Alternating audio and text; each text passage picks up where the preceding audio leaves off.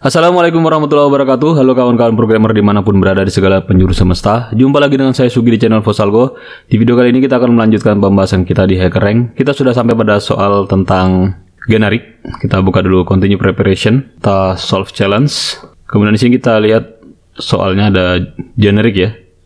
Jadi metode generic kita diminta untuk membuat metode generic. Metode generic adalah sebuah metode yang memiliki merupakan sebuah cara untuk menghandle atau menangani multiple data type. Jadi ada metode yang memiliki sebenarnya input parameternya berbeda-beda, tapi kita mau buatnya dengan satu metode saja.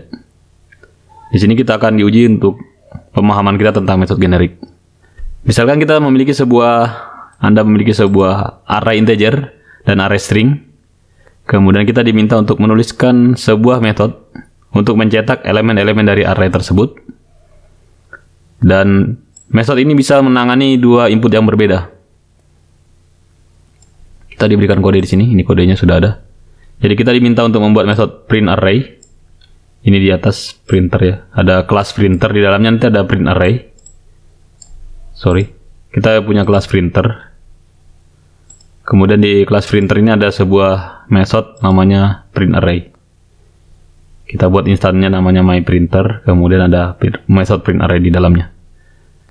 Jadi ini contoh inputnya.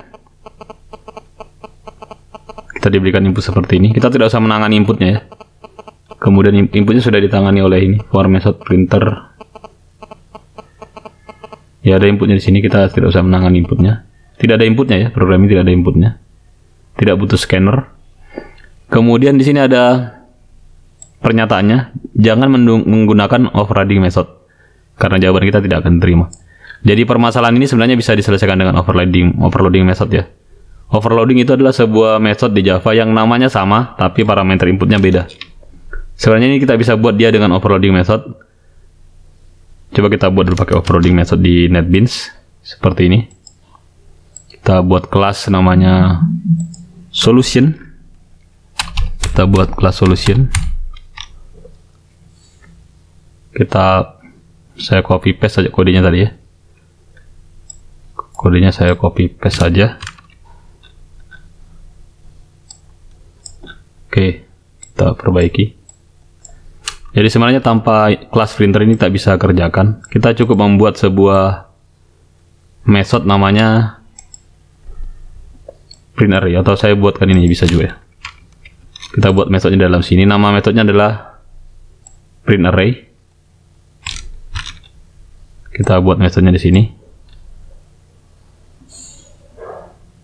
Public void print array. Public void print array.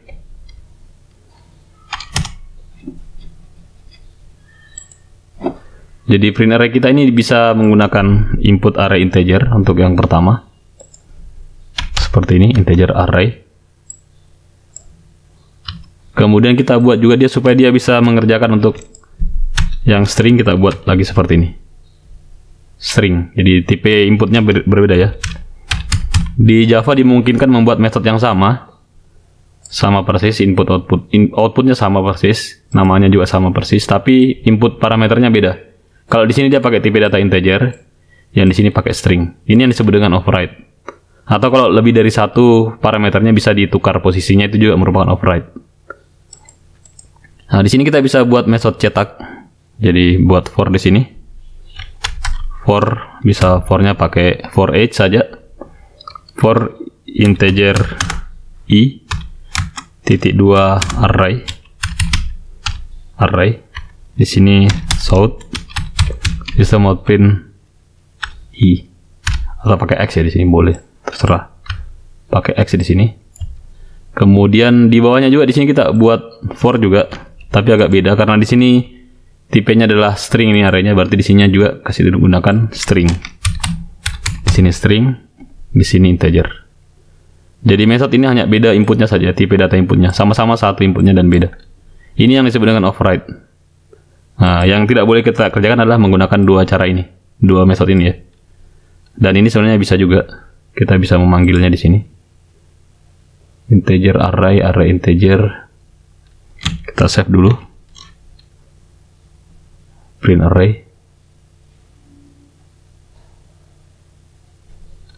Dia bilang tidak cocok inputnya integer. Oh sorry, ini bukan dia pakainya bukan int ya, tapi integer tipe wrapping. Maka di sini kita ganti juga jadi integer seperti ini. Oke, bisa. Kalau di run ini programnya jalan, bisa jalan ya, tidak error. Dan ini sebenarnya menyelesaikan masalah juga yang tadi, yang ini dia cetak sama hasilnya. Dia menyelesaikan masalah kita, problem kita yang di sini. Tapi bukan ini yang diminta ya. Jadi yang diminta di soal ini adalah kita membuat sebuah metode, satu saja metode yang dibuat, tapi bisa menangani ini input yang berbeda, dua input yang berbeda. Karena inputnya kan sama-sama satu, cuman beda tipe datanya. Nah, caranya adalah kita gunakan tipe generic. Jadi cara membuat metode generic adalah seperti ini. Kita buat saja metodenya. Nama metodenya sudah jelas, namanya adalah print array. Kita buat dia public.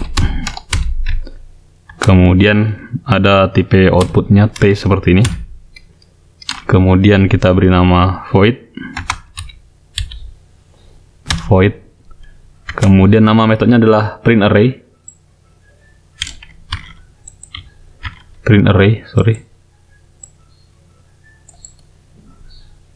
Saya copy saja. Nama metodenya adalah print array. Kemudian ada inputnya. Inputnya kita beri nama misalnya T kecil. Dengan tipenya dia adalah T besar array T besar. Jadi polanya mirip sebenarnya. Jadi yang string tadi dan integer ini diganti dengan huruf T. Jadi string dan integer tadi yang kita buat di sini ada integer, ada string. Kemudian ada lambang array, ini simbol array. Ini diganti dengan huruf T ya. Tipe variabel yang kita tuliskan di sini dalam tipe generiknya. Kemudian untuk mencetaknya kita gunakan, bisa pakai for each juga, for dalam kurung T, kemudian nama variabelnya misalnya x juga, titik 2 T, kemudian buka kurung, system out print